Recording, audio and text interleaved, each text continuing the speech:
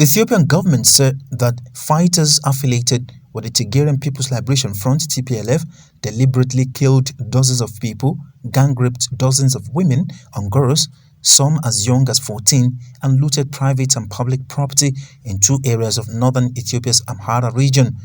Amnesty International earlier reported that the atrocities were perpetrated in and around Chena and Kobo in late August and early September 2021, shortly after Tigrayan forces took control of the areas in July.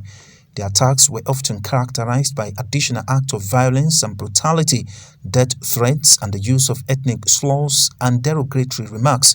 In Kobo, Tigrayan forces were apparently lashing out at the civilian population in retaliation for increased resistance from local militias and armed residents.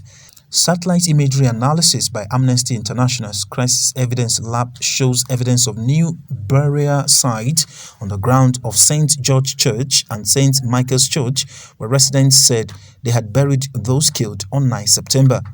Many of the survivors suffer severe and long-term physical and psychological damage, including 10 who remain hospitalized 3 months after they were raped, according to Amnesty International. The body has previously documented similar patterns of Tigrayan fighters raping Amhara women and girls in Nefas, Meucha, and has received credible reports of rape from other areas of the Amhara region.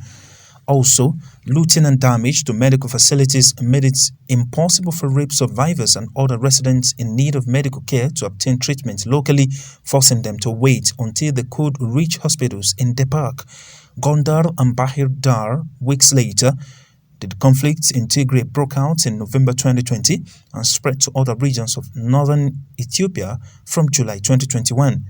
Amnesty International has also documented a range of violations by all parties to the conflict, including massacres, extrajudicial executions and other unlawful killings, sexual and other gender-based violence, and arbitrary detentions by Ethiopian government forces and allied militias and by Eritrean forces acting alongside them.